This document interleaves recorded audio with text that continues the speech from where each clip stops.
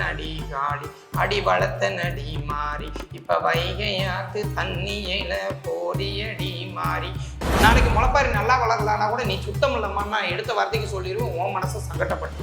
இதுதான் முக்கியமான கண்டிப்பான விரதமே. ஒரு பெண்ணால தான் 2 நாளாக்க முடியும், 4 100 முடியும், 100 1000 ஆக்க முடியும். ஒரு பூஜை ரூம் நீங்க எப்படி வச்சிருக்கீங்க? ஒரு வீட்டுக்குள்ள வரவே உங்க வீட்டு என்ட்ரன்ஸை பார்த்தாவே சொல்லிடுவான், இந்த வீட்டுல பெண் கரெக்டாக இருக்கா, இந்த வீட்டுல இருக்க பெண் அடங்காது, அது ஆட்டமா ஆடுன்னு அவங்களே சொல்லிடுவாங்க. நாங்க இந்த முளைப்பாரி போட்டிருக்க டைம்ல தீட்டாயிட்டா நாங்க என்ன பண்றது, தலை ஊத்திட்டா என்ன பண்றது? வணக்கம் சாமி. வணக்கம் சிவா. அபிஷேகம் ஆன்மீகம் யூடியூப் சேனலுக்கு உங்களை அன்புடன் வரவேற்கிறேன் சாமி. வணக்கம் சிவா. முளைப்பாரியை பத்தி ரொம்ப அழகா சொன்னீங்க சாமி. இப்போ வந்து அதை எப்படி பயிரிடுவாங்க, அதற்கான முத்து எங்க வாங்குவாங்க, அதை பத்தின ஒரு முழு விளக்கம் சொல்லுங்க சாமி. கண்டிப்பாம்மா. இப்போ முளைப்பாரின்றதுல இன்னொரு விளக்கமும் நான் சொல்லணும், அதை நான் மறந்துட்டேன். வேளாண்மையை குறிக்கிறது தான் முளைப்பாரி. ஒரு வருட காலமாக நம்ம உழைச்சி சேர்த்து வச்ச கம்போ மச்சையோ போர் மச்சையோ சோளமோ இல்லை போர்க்கம்போ இதுகளை வந்து கரெக்டாக இந்த வருடம் நம்ம முளையிடலாமான்னு சோதிச்சு பார்க்குற முறையும் அந்த பயிரிடும் முறை தான். அந்த காலத்தில் பெண்கள் தான் விவசாயமே பண்ணாங்க 90%. அதனால் அவங்கள வச்சே முயற்சி பண்ணுவாங்க. அப்போ அந்த பக்குவமாக அந்த நெல்லை அவங்க பாதுகாத்துக்கணும், அது ஒரு முறை இருக்குது. இப்போ முளைப்பாரி போடுறதுக்கு தேவையானதுன்னு பார்த்துக்கிட்டிங்கன்னா 9 வகை தானியம்னு சொல்லுவாங்க. ஆனால் 9 வகை தானியம் பயன்படுத்தவே கூடாது. அந்த 9 வகை தானியம் யாருக்கு பயன்படுத்துவாங்கன்னா இறந்தவங்களுக்கும் நவ தெய்வங்களை வழிபடுற நவராத்திரிக்கு மட்டும்தான் இந்த 9 வகை தானியங்களை பயன்படுத்துவாங்க. மிச்சபடி மாரியம்மன், காளியம்மன், பேச்சி, பவள பேச்சு, முத்து பேச்சு, சுடலமாடை இப்படி வர்ற சாமிகளுக்கு 2 வகை தானியம் தான். ஒன்று கம்பு, இன்னொன்று மொச்சை. இதை மட்டும்தான் பயன்படுத்தணும். நடுவில் கம்பு போட்டு சுற்றியும் மொச்சை. இப்போ இந்த பயிர் வாங்குறதுக்கும் ஒரு முறை இருக்குது. என்ன பண்ணனா நம்ம திருவிழா சாட்டி 7 நாளைக்கு முன்னாடி, அப்போ அடுத்த ஞாயிறு திருவிழானா இந்த ஞாயிறில் நீங்கள் என்ன பண்ணணும், அழகாக முத்து வாங்குறதுக்கு. ஏன்னா மொச்சைன்னு சொல்லக்கூடாது, பயிர்னு சொல்லக்கூடாது, இதுக்கு பேர் முத்து. இப்போ ஏன் நீங்கள் முத்துன்னு சொல்கிறீங்கன்னு கேட்கலாம். கோயிலுக்குள்ளே போயிட்டோம்னா அதை சாமியோட வீடுன்னு நம்ம சொல்ல மாட்டோம், கோவில்னு சொல்கிறோம். சுவாமிக்கு சமைக்கிற இடத்த சமையலறைன்னு சொல்ல மாட்டோம், மடப்பள்ளின்னு சொல்லுவோம், மடப்பள்ளி. அதே மாதிரி கோயிலில் கூட்டுறவங்கன்னு நம்ம சொல்ல மாட்டோம், திரு அழகு பரிமாறுதல்னு சொல்லுவோம். அப்போ அந்த கூட்டுற தொடப்பத்துக்கு கூட உள்ளே போனால் ஒரு மதிப்பு இருக்குது. கூட்டுற தொடப்பத்துக்கு உள்ளே போயிட்டா கோயிலுக்குள்ளே என்ன மதிப்பு? திரு அழகு பரிமாறுதல். சமயக்கூடத்துக்கு அங்கே என்ன மதிப்பு? மடப்பள்ளி. சுவாமி போய் லாஸ்ட்டாக துயில் கொள்கிற இடத்த என்ன சொல்கிறோம்? திருப்பள்ளியறை. இப்படி நாங்கள் எல்லாமே வேறுபடுது. அதாவது வெளியே இருக்க வரைக்கும் ஒரு பேர், உள்ளே போனோன்னே வேறு பேர். நீ உள்ளே இருக்க வரைக்கும் ஏமா வாமாங்குவாங்க, உள்ளே போனேன் அம்மா வாங்கம்மா அப்படின்னு ஒரு மதிப்பு மாறும். ருத்ராட்சம் தரிச்சிட்டா அம்மையாரேங்குவாங்க, ருத்ராட்சம் தரிச்ச ஆணாக இருந்தால் ஐயாங்குவாங்க, சிவான்னு கூப்பிடுவாங்க. அப்போ அந்த இடத்துக்குன்னு ஒரு மதிப்பு இருக்க மாதிரி அம்பாள் சேர போகிற ஒரு பயிருக்கு பேர் முத்து. அப்போ அந்த முத்தான பயிரை எப்படி வாங்கணும்? கடை போகணும், கடைக்கு போய் நல்ல முத்து தேடி அடிக்கணும். நல்ல பயிராக வாங்கிட்டு வந்ததுக்கப்புறம் நல்ல கம்பு வாங்கிட்டு வந்துடணும். வாங்கிட்டு வந்து வாசலுக்கு வெளியே வைக்கணும். இது கும்மிப்பாட்டிலேயே நாங்கள் சொல்லுவோம், நிலக்கோட்டை நாடாறு கடை திறந்து நான் எடுத்த நல்ல முத்துன்னே நாங்கள் பாட்டும் போது சொல்லுவோம். அதை எடுத்துகிட்டு வந்து ஏன் வீட்டுக்கு வெளியே வைக்கிறோம்? அந்த பயிர் முதல்ல எத்தனை பேர் கைப்பட்டதோ, யார் யார் தொட்டாங்களோ அதை நம்ம கழிக்கிறோம். தண்ணி தெளித்து வச்சுட்டு வெளியே எடுத்து சிறு பயிர்களை ஒதுக்கி பெரும்பயிர்களாக பறக்கணும். ஏன் இதை நம்ம சொல்கிறோன்னா, வீட்டில் நம்ம எடுத்தவனே சமைச்சிட மாட்டோம். அந்த காலத்தில் அரிசியை புடைச்சி கல் கருணை எது இருந்தாலும் எடுத்துகிட்டு தான் சமைப்போம். அது மாதிரி அந்த பயிர்களில் கல் இருக்கும், தூசி இருக்கும், துரம்பு இருக்கும், அனைத்தையும் நம்ம எடுக்கிறோம். எடுத்ததுக்கப்புறம் நம்ம போய் சாணம் எடுக்கணும். இப்போ திண்டுக்கல் மாவட்டம், மதுரை மாவட்டம், திருச்சி மாவட்டம் ஆட்டு சாணம் பயன்படுத்துவோம். அதுக்கு மேலே திருநெல்வேலி அந்த சைடு போகும்போது எல்லாருமே மாட்டு சாணம் பயன்படுத்துவாங்க. ஏன்னா பூமியோட தட்பவெப்பநிலையை பொறுத்து தான் அது மாறும். அப்படிங்கிறப்ப நாங்கள் ஆட்டு சாணம், அப்போ ஆட்டு மடதிலிருந்து ஆட்டெருவு அள்ளி வந்து, மாட்டு மடதிலிருந்து மாட்டெருவு அள்ளி வந்து 2 விதத்தையும் நாங்கள் குறிப்பிட்டு பேசுவோம். ஏன்னா இந்த சைடு இருக்க தென் மாவட்ட சைடு இருக்கவங்க நாங்கள் ஒரே மாதிரி தான் முளைப்பாரி போடுவோம். அப்போ அந்த 8 வந்து அதையும் நம்ம இடித்து அதுலேயும் கல் பிறக்கணும். ஏன்னா அதில் ஆடு புழுக்க போடுற நேரத்துலையோ சாணம் போடுற நேரத்துலையோ கல்லெல்லாம் ஒட்டிக்கும். அந்த கல்லெல்லாம் வெளியே எடுத்துடணும். எடுத்துட்டு வைக்கோல் எடுக்கணும். வைக்கோல் எடுத்துகிட்டு வந்து வைக்கோலை எல்லாம் தண்ணி தெளித்து நல்லா கூடை எடுத்து வைக்கோலை திரித்து வச்சு, அதுக்கு மேலே சாணம் 1 இன்ச்சு பதம் தான் போடணும். 1 இன்ச்சுக்கும் கம்மியாக போடுறது இன்னும் நல்லது. அப்போ அந்த சாணத்தை பரப்பிட்டு அதுக்கு மேலே நல்ல தோசை மாதிரி ரவுண்டாக முத்தை வச்சிடணும். நம்மளோட முத்துக்கும் அந்த கூடைக்கும் 1 இன்ச்சு கேப் இருக்கணும். அந்த 1 இன்ச்சு கேப் எதுக்குன்னா சைடில் கம்பு போடுறது. அப்போ நம்ம எப்படி சாம்பார் வச்சோம்னா அதுக்கு ஒரு பொரியல் வச்சுக்கிறோம், சாப்பாடு வச்சோம்னா அதுக்கு ஒரு சாம்பார் வச்சுக்கிறோம். அந்த மாதிரி தான் ஒரு கணக்கு. இருபயிர் முறை தான் அவங்களுக்கு. அப்போ நடுவில் இருக்கிறது அம்பாள், சுற்றி இருக்கிறது காவல் தெய்வம், கருப்பனாரோ ஐயனாரோ மருத வீரனோ, அப்படி கணக்குக்கு இருபயிர் முறை. இந்த பயிரை நீங்கள் போடும்போது நல்லா இந்த மாதிரி நீங்கள் போட்டு வச்சிடலாம். சரி சாமி, இப்போ நீங்கள் முளைப்பாரி போட சொல்லிட்டீங்க, அதுக்கான விரத முறையை சொல்லுங்க சாமி. இப்போ தான் முக்கியமான பாயிண்டே கேட்டிருக்கீங்க. முளைப்பாறைக்குன்னு சில கட்டுக்கோப்புகள் நம்மள்கிட்ட உண்டு. இது வந்து கிராமப்புறங்களில் இன்னுமுமே கடைப்பிடிக்கக்கூடிய ஒன்று. 7 நாளைக்கு முன்னாடியே அந்த கன்னிப்பெண் என்ன பண்ணுவா, காப்பு கட்டிடுவா.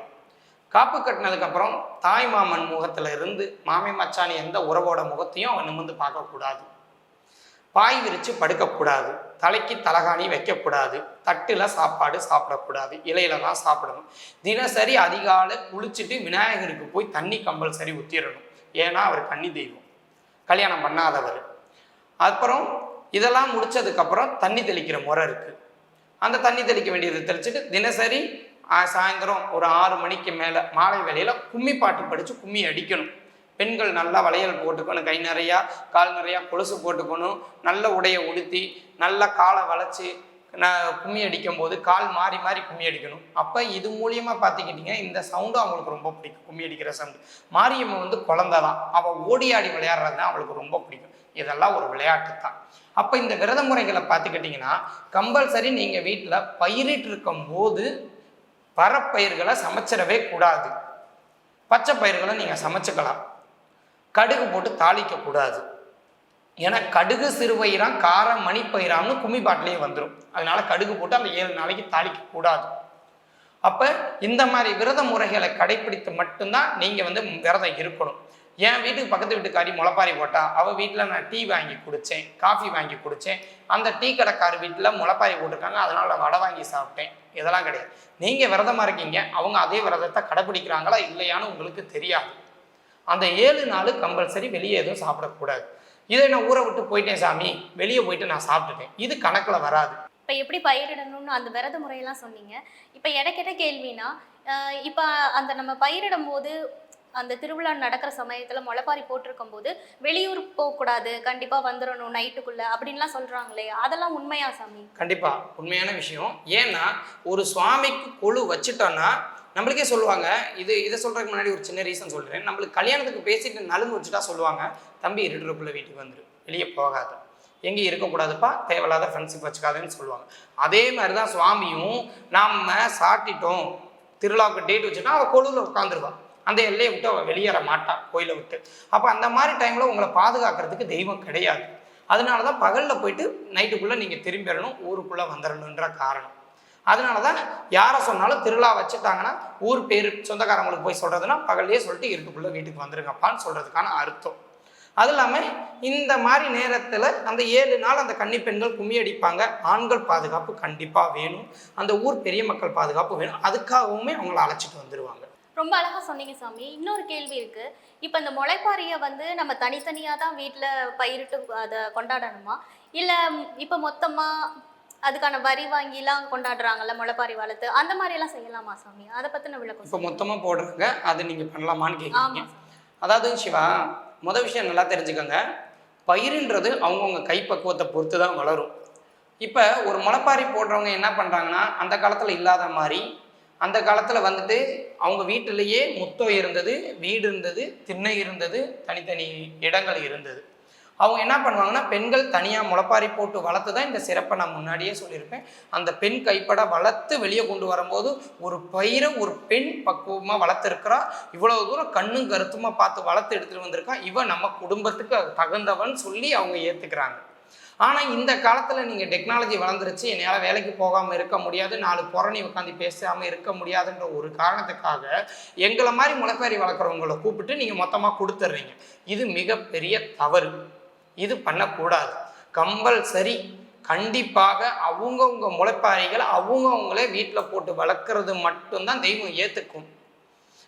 நாங்கள் வந்து வளர்த்து கொடுக்குறோன்னா எங்களை தான் தெய்வம் ஏற்றுக்கும். இது நான் சொல்லக்கூடாது தான், என்னோட தொழிலை பாதிக்கும் தான். இருந்தாலும் இந்த முறைகள் மறையக்கூடாது அப்படின்ற ஒரு காரணத்துக்காக தான் நான் சொல்கிறேன். ஏன்னா நீங்களும் இதுக்கான பலனை பெறணும். ஏன்னா எனக்கு வந்து இது ஒரு தொழில், அவ்வளவுதான் என்னை பொறுத்தளவு. அதுக்கு தேவையானது என்னமோ நான் கொடுத்துட்டு போயிட்டே இருப்பேன். உங்கள்கிட்ட முளைப்பாரிக்கு இவ்வளவுமானு பணத்தை கேட்டு நான் வாங்கிக்குவேன். நாளைக்கு முளைப்பாரி நல்லா வளரலான்னா கூட நீ சுத்தம் இல்லைம்மா நான் எடுத்த வார்த்தைக்கு சொல்லிடுவேன், உன் மனசு சங்கடப்பட்டுருமா. ஆனால் அப்படி கிடையாது. முளைப்பாரின்றது கண்டிப்பான முறையில் அவங்கவுங்க வீட்டில் அவங்கவுங்க வளர்க்கக்கூடிய விஷயம். இதை மாற்றி இப்போ இந்த மாதிரி கொண்டு வந்துட்டாங்க. ஆனால் இந்த முறை கிடையவே கிடையாது. நம்ம தமிழர்கள் பண்பாட்டிலையும் சரி வரலாற்றுலையும் சரி ஒரு கூட்டாக சேர்ந்து முளைப்பாரி வளர்த்தாங்கன்ற ஒரு வரலாறும் கிடையாது. இது எல்லாமே இப்போ மாறிக்கிட்டது. இந்த ஒரு 10 வருடத்துக்குள்ளே மாறிக்கிட்டது தான்.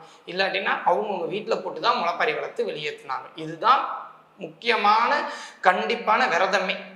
அப்போ இந்த முளைப்பாரிக்கு எப்படி தண்ணி தெளிக்கலான்னு நீங்கள் கேட்பீங்க. ஒரு பெண் காலையில் நைட்டு வந்து முளைப்பாரி போட்டுட்டான், அந்தி சார்ந்த நேரத்தில் தான் முளைப்பாரி போடணும். ஏன்னா 4 பேர் பார்த்துடக்கூடாது. அந்த டைமில் அவங்க வீட்டில் இருப்பாங்க. முளைப்பாரி போட்டு நைட்டு ஒரு தண்ணி தெளித்து விட்டுறணும். காலையில் ஒரு 6 மணிக்கு ஒரு தண்ணி, 8 மணிக்கு ஒரு தண்ணி, 12 மணிக்கு ஒரு தண்ணி, அதை தாண்டிட்டிங்கன்னா 2 மணிக்கு ஒரு தண்ணி, மறுபடியும் 4 மணிக்கு ஒரு தண்ணி, 6 மணிக்கு ஒரு தண்ணி, 8 மணிக்கு ஒரு தண்ணி, அதுக்கப்புறம் விட்டுறணும். இப்படி வந்து குறிப்பிட்டு 2 நாள் இந்த மாதிரி டைமிங்கில் நீங்கள் தண்ணி கொடுக்கலாம். அந்த 2 நாள் எதுக்காகனா பயிர் ஊறுவதற்கான நேரம், முத்து ஊறுறதுக்கான நேரம். அந்த 2 நாள் நீங்கள் இந்த டைமிங்கில் தான் தண்ணி தெளிக்கணும். 3ஆவது நாள்லேருந்து நீங்கள் தண்ணியை மாற்றிடணும். தெளிக்கிறது 6 மணிக்கு தெளிச்சிங்கன்னா 12 மணிக்கு தெளிக்கணும், 12 மணிக்கு தெளிச்சிங்கன்னா 4 மணிக்கு தெளிக்கணும், 4 மணிக்கு தெளிச்சிங்கன்னா 8 மணிக்கு தெளிக்கணும். அதோட நீங்கள் நிறுத்திடணும். அப்போ 3ஆம் நாள் முடிஞ்சு 4ஆம் நாளும் அதே கண்டினியூ பண்ணிக்கலாம். 4ஆம் நாளுக்கு மேலே பயிர் எந்திரிச்சு நின்றுடும். அப்போ நீங்கள் தண்ணி எப்படி குடிக்கணும்னா காலையில் 8 மணிக்கு ஒரு தண்ணி, சாயந்தரம் ஒரு தண்ணி கொடுத்தா போதும். தொடர்ந்து தண்ணி கொடுத்துக்கிட்டே இருந்தாலும் அது அழுகல் கொடுத்துடும். ஏன்னா நம்மளுக்கே தெரியும், ஒரு 10 நிமிஷம் கை பார்த்தீங்கன்னா நார்மலாக இருக்கும். ஒரு 10 நிமிஷம் தண்ணியில் கை வச்சிங்கன்னா அதுவே வந்து உப்பி உப்பி தோல்லாம் தெரியும் ஊறுறது. அது மாதிரி தண்ணியிலேயே அது கிடந்துக்கிட்டு இருந்தாலும் அது கெட்டு போயிடும். இந்த பக்குவம் தெரிஞ்சு தான் நம்ம வளர்க்கணும். அதே மாதிரி தான் இந்த பக்குவம் இதுக்கு மட்டும் கிடையாது, நம்ம குடும்பத்துலேயும். இதுக்கான அர்த்தம் கேளுங்க. ஒரு கணவன் வெளியே போயிட்டு சம்பாரித்து கொண்டு வர்ற பணத்தை சில்லறையாக செலவழிச்சா எவ்வளோ வேணாலும் செலவு பண்ணலாம். நோட்டாக செலவழிக்கும் போது பக்குவமாக செலவு பண்ணணும். இதில் எப்படி நம்ம சேமிப்பு கொண்டு வரணும், இதுதான் கணக்கு. முதன்னு நம்ம ஒரு இடத்துக்கு போனவனே நம்மளுக்கு நிறைய பொருள்கள் தேவைப்படும், செலவு பண்ணுறோம். 2 நாள் தொடர்ந்து பண்டம் பாத்திரம் பொருள் வாங்கணும். அடுத்த 2 நாள் கழிஞ்சிருச்சு, தேவையான வீட்டுக்கு ஜாமான் வாங்குறோம், அரிசி பருப்பு முடிஞ்சிருச்சு. 4ஆவது நாள்லேருந்து பக்குவம் வந்துடணும், எப்படி நம்ம சிறு சேமிப்பை கொண்டு வரணும், அதுக்கான விளக்கம் தான் இது. அப்போ இந்த சிறு சேமிப்பை காட்டுறது தான் இந்த தண்ணி விடுற கணக்கே. நிறைய பேத்துக்கு இதுவே தெரியல. முதன்னு பயிர் போட்டோடனே செல்வா தண்ணி கொடுக்குறோம். அப்போ முதன்னு நமக்கு இப்போ ஒரு இடத்துக்கு போகிறோன்னா நம்மளுக்கு அதிகமாக அவங்களே செலவு பண்ணுவாங்க. நம்ம கேட்கன்றதே இல்லை. புது மருமக வந்துட்டானோன்னு ஒடியாந்து செலவு பண்ணுவாங்க. எம்மா மருமகளே இதை சாப்பிட்றியா, அது வாங்கி தரவா, இது வாங்கி தரவான்னு. அதே 2 நாள் கழிச்சு எம்மா சமையல் கடுக்குள்ள போய் சமையல் வேலையை பாருங்குவாங்க. அடுத்து ஒரு வாரம் செஞ்சிச்சுன்னா பாத்திரம்லாம் விலைக்கு போடுமான்னு அப்படியே கிடைக்கும். அதான் ஒரு பெண்ணோட வாழ்க்கையும் குறிக்கும், அவளோட சேமிப்பையும் குறிக்கும். ஒரு பெண்ணால் தான் 2 4ஆக்க முடியும், 4 100ஆக்க முடியும், 100 1000 ஆக்க முடியும். அதனால தான் அவங்க கையில் முளைப்பாரியை கொடுத்து நாங்கள் வளர்க்க சொன்னது. இந்த இதெல்லாம் மாற்றி இப்போ என்ன பண்ணிட்டீங்க, யார் வேணாலும் முளைப்பாரி வைக்கலாம், ஆண்களும் முளைப்பாரி வளர்க்கலான்ற அளவுக்கு வந்து இப்போ நாங்கள் உள்ளே இறங்க வேண்டியதாகிடுச்சு. இதெல்லாம் நீங்கள் மறந்ததுனால நாங்கள் உள்ளே வந்திருக்கோம். அதே மாதிரி முளைப்பாரி வளர்க்குறவங்களுக்கு நிறையா பேருக்கு உள்ள கஷ்டம், இவன் முளைப்பாரி பெருசாக வளர்ந்துருக்கு, என் முளைப்பாரி சின்னதாக வளர்ந்துருக்கு, அவன் முளைப்பாரி 2 அடி வளர்ந்துருக்கு. இப்போ கம்பு போட்டிங்கன்னா கம்பு கம்பல்சரி 3 இன்ச்சுக்கு மேலே வளராது. மொச்சப்பயிர் போட்டிங்கன்னா 1 அடியிலேருந்து 1.5 அடி, அது கருப்பு மொச்சைக்கு. போர் மொச்சை போட்டிங்கன்னா 2 அடி வளரும். அப்போ இதெல்லாம் வளருது நேச்சுரலாகவே. அதில் என்னத்தை நான் தெரிஞ்சுக்க முடியும்னு நீங்கள் கேட்கலாம். இப்போ உங்கள் வீட்டில் இருக்கிற வைப்ரேஷன், வீட்டில் நீங்கள் சண்டை போட்டிங்கன்னா அதுக்கேற்ற மாதிரி தான் வைப்ரேஷன் இருக்கும், வீட்டில் மகிழ்ச்சியாக இருந்தால் அதுக்கேற்ற மாதிரி தான் வைப்ரேஷன் இருக்கும். ஒரு பூஜை ரூமு நீங்கள் எப்படி வச்சுருக்கீங்க, ஒரு வீட்டுக்குள்ளே வரவே உங்கள் வீட்டு என்ட்ரன்ஸை பார்த்தாவே சொல்லிடுவான் இந்த வீட்டில் பெண் கரெக்டாக இருக்காங்க. ஏன்னா வச்ச பொருள் வச்ச இடத்துல கண்டிப்பாக இருக்கணும். வீடு அலங்கோலமாக இருந்துச்சுன்னா சொல்லிடுவாங்க நேராகவே, இந்த வீட்டில் இருக்க பெண் அடங்காது, அது ஆட்டமாக ஆடுன்னு அவங்களே சொல்லிடுவாங்க. அதே மாதிரி தான் உள்ளே வர்ற முளைப்பாரிக்கு நம்ம எவ்வளோ மதிப்பு கொடுக்குறோம், அந்த வீட்டில் எவ்வளோ வைப்ரேஷன் இருக்கிறத பொறுத்து தான் வளரும். அப்போ அந்த முளைப்பாரி வளர்ந்து வந்து சுணங்கி விழுகுது இல்லை அழுகுதுன்னா உன் வீட்டில் கஷ்டம் வரப்போகுதுன்னு அர்த்தம். இதே அந்த முளைப்பாரி நல்லா செழிப்பாக வளர்ந்து வருதுன்னா இந்த வீட்டில் இருக்க பெண் குடும்பத்தை நல்லா பார்த்துக்கிறா, வீட்டையும் நல்லா பார்த்துக்க, தேவையான பூஜை புலஸ்காரங்களை சரியாக செய்கிறா, வெள்ளி செவ்வாய் வீட்டை கழுவி சுத்தமாக வச்சிருக்கிறா, பூஜை போடுறான்றதுக்கு ஐதீகம். இதனால நான் மிச்சப்படி வளராதுக்கு தப்பாக சொல்கிறேன்னு நினைக்கக்கூடாது. ஏன்னா இந்த பக்குவெல்லாம் தெரிஞ்சால் தானே நீங்கள் கரெக்டாக ப்ராசஸ் பண்ண முடியும். ஒன்றுமே தெரியாமல் நானும் சாப்பாடு வச்சா நானும் சாப்பாடு வச்சுட்டேன், ஆனால் அவள் இடையில உப்பு போட்டதை நான் பார்க்கல, நீ அதனால் நான் உப்பு போடலன்னு குறை சொல்ல முடியாது. ஏன்னா முறைகள் தெரிஞ்சு தான் வளர்க்கணும். அந்த காலத்தில் முறைகளை சொல்லி கொடுத்து பெண்களுக்கு கொண்டு வந்தாங்க, அதனால் வளர்ந்து வந்தது. இப்போ இருக்க டெக்னாலஜினால பெண்கள் படிக்க போயிட்டாங்க, எல்லாமே இருக்குது, ஆணுக்கு ஈக்குவலாக வந்துட்டாங்க, மிகப்பெரிய சந்தோஷம். ஆனாலும் உங்களுக்குன்னு ஒரு பாரம்பரியத்தை விடாமல் நீங்கள் கைப்பற்றி எடுத்துகிட்டு வந்துடணும். ஏன்னா பெண்ணுக்கு முக்கியம் பாரம்பரியம், ஆண்களுக்கு முக்கியம் புருஷஸ்தானம்னா, பெண்களுக்கு முக்கியம் குடும்பஸ்தானம். அப்போ அந்த குடும்பத்துக்கு தேவையானது நம்ம என்ன பார்க்கணுமோ அதை நம்ம கம்பல்சரியாக செய்யணும். கணவனுக்கு தேவையானதோ, தாய் மாமனாருக்கு தேவையானதோ அனைத்தையுமே நம்ம செய்யணும். அப்படிங்கிறப்ப இந்த முக்கிய பங்கு இந்த முளைப்பாரி வகிக்கும். அவங்களோட வளர்ச்சி, அவங்க இப்போ படப்புற கஷ்டம், லாபம் நஷ்டம் அனைத்தையுமே முளைப்பாரி தீர்மானிக்கும். இதில் முக்கியமான ஒன்று எல்லாரும் எனக்கு ஃபோன் பண்ணி கேட்கக்கூடிய ஒரு விஷயம், நாங்கள் இந்த முளைப்பாரி போட்டிருக்க டைமில் தீட்டாயிட்டா நாங்கள் என்ன பண்ணுறது, தலைக்கு ஊற்றிட்டா என்ன பண்ணுறது? அம்மா மாறியே குழந்தை தான், வயசுக்கு வந்த பிள்ளை தான், ஒன்றுமே பிரச்சனை இல்லை, தைரியமாக போய் தண்ணி தெளிங்க. அந்த நேரம் சுவாமிக்கே ரொம்ப பிடிக்கும் ஒன்று, அவளே ஆசைப்பட்டு உன்னை உள்ளே கூப்பிட்றான்னு அர்த்தம். அந்த மாதிரி நேரத்தில் நீங்கள் தண்ணி தெளிக்கலாம். அதேமாதிரி முக்கியமாக நெருக்கமாக பயிர் கொஞ்சம் நிறையா போட்டு வச்சுருக்கீங்கன்னா அந்த இடத்துல கொஞ்சம் புடவை கட்டிட்டு போகிறத குறைங்க. ஏன்னா புடவை பட்டு அந்த பயிரை இழுத்து கீழே தள்ளிடும். இப்போ இதை உதாரணத்துக்கு சொல்லணும்னா, அந்த காலத்தில் எங்கள் பாட்டியெல்லாம் பயிர் போட்டாங்க. எங்கள் அம்மாட்ட கேட்டப்போ சொன்னாங்க, அந்த காலத்தில் எங்கள் பாட்டி உள்ளே போகும்போது தோடுலேருந்து செயின்லேருந்து எல்லாமே கழட்டிடுவாங்க. கையில் வளையல் கூட கழட்டிட்டு புடவையை கழட்டி பாவாடை சட்டையோட தான் போவாங்களாம் உள்ள. ஏன்னா இந்த புடவை, இந்த வளையல், கொலுசு இதெல்லாம் கூட மாட்டி ஒரு பயிரை கீழே தள்ளிடக்கூடாதுன்ற ஒரு பக்குவத்தில் அவங்க மெதுவாக உள்ளே போய் செய்வாங்க.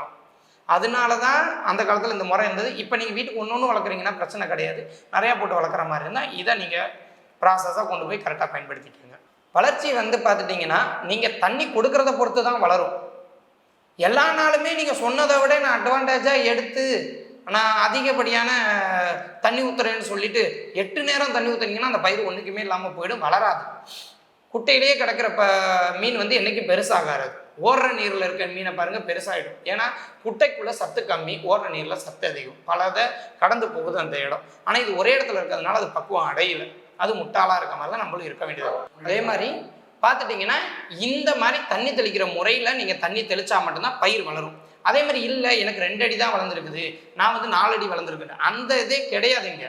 கூடை ஒன்று சின்னதாக நீங்கள் பயன்படுத்தியிருப்பீங்க, அவங்க கூட பெரிய கூடையை பயன்படுத்தியிருப்பாங்க.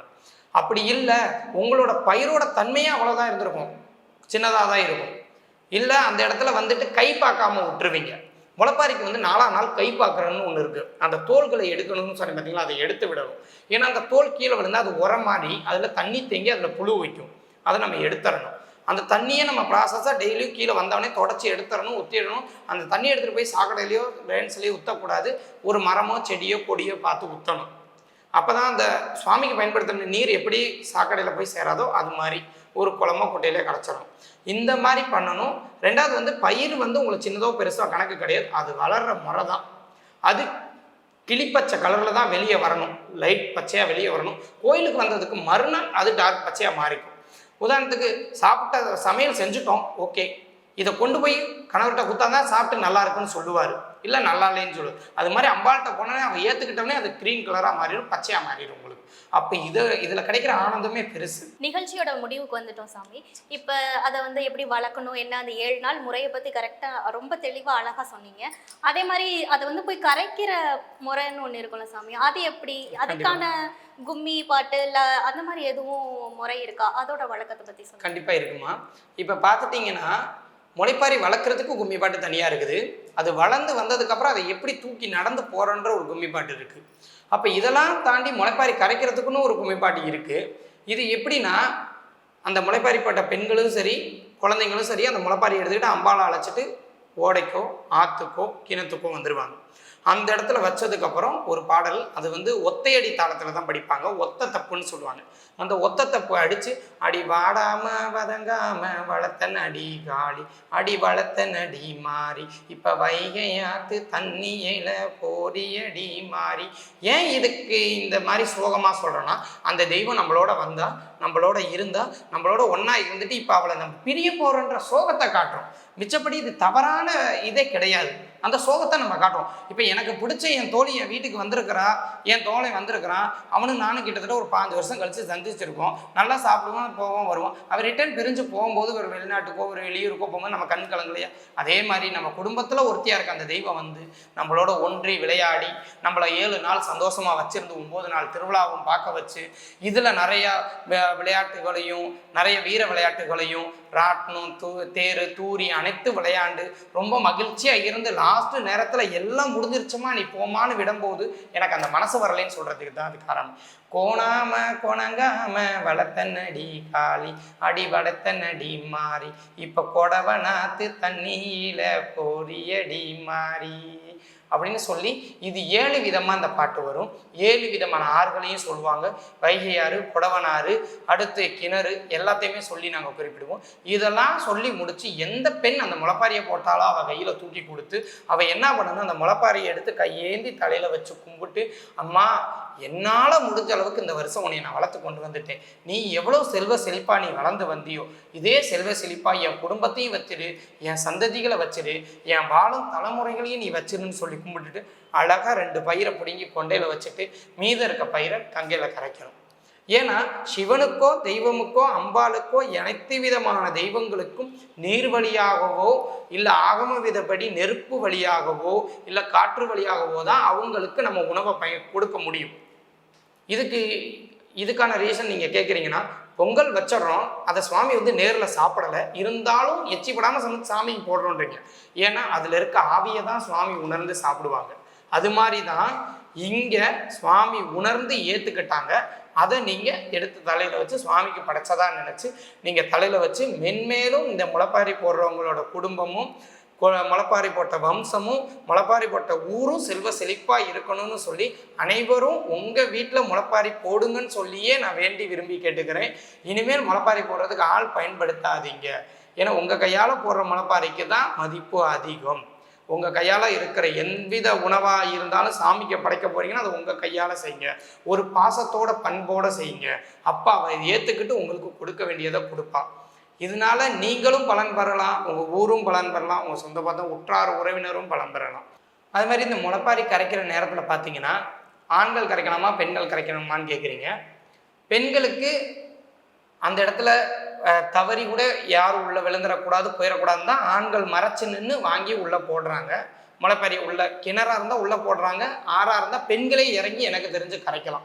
உங்கள் கையால் பிச்சு பிச்சு பிச்சு பிச்சு தான் கரைக்கணும், மொத்தமாக போட்டே வரக்கூடாது. அப்படி தூக்கி நானும் செஞ்சேன் நானும் போட்டேன்னு போடவே கூடாது. அந்த பயிரை நீ எப்படி பரப்பும் போது ஒத்த பயிராக பரப்பினீங்களோ அது மாதிரி கொஞ்சம் கொஞ்சமாக பிரித்து போடணும். அப்படி முடிஞ்ச அளவுக்கு பண்ணுங்க.